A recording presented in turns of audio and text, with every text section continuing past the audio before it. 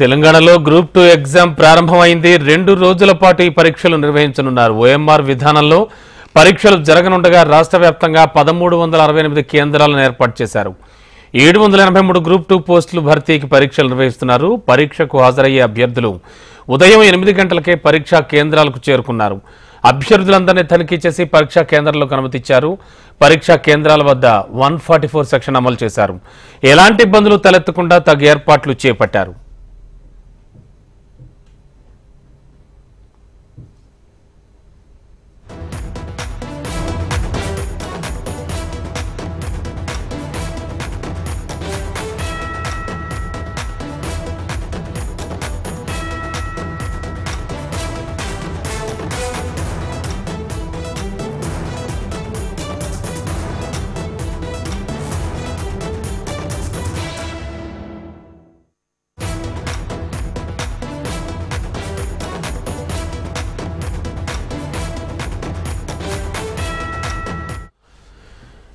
ప్రస్తుతానికి కరీంనగర్ వెళ్దాం. అక్కడ సెంటర్స్ లో ఎగ్జామ్ ఎలా జరుగుతోంది గ్రూప్ 2 కు సంబంధించి మా కరెస్పాండెంట్ మా కోఆర్డినేటర్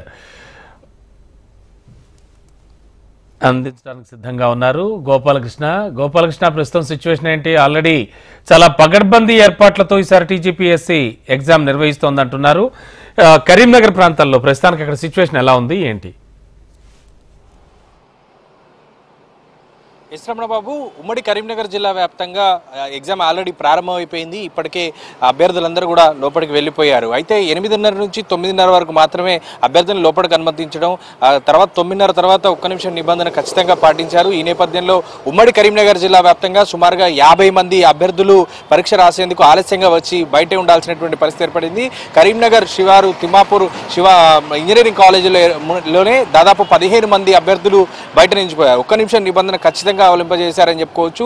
పెద్ద ఎత్తున తనిఖీలు అలాగే పకడ్బందీ ఏర్పాట్ల మధ్య ఎగ్జామ్స్ అయితే కొనసాగుతున్నాయని చెప్పుకోవచ్చు. ప్రస్తుతం ఎగ్జామ్ సెంటర్స్ లో అన్ని ఎగ్జామ్ సెంటర్స్ లో ప్రశాంతంగా ఎగ్జామ్ ప్రారంభమైంది. అభ్యర్థులందరూ కూడా లోపల ఎగ్జామ్ రాస్తున్నారు. అయితే అభ్యర్థులు ఎంతమంది హాజరయ్యారు, అనుకున్న స్థాయిలో అభ్యర్థులందరూ వచ్చారా, 100% హాజరు ఉందా లేదా అనేది మరికొద్ది సేపట్లోనే తెలియబోతోంది.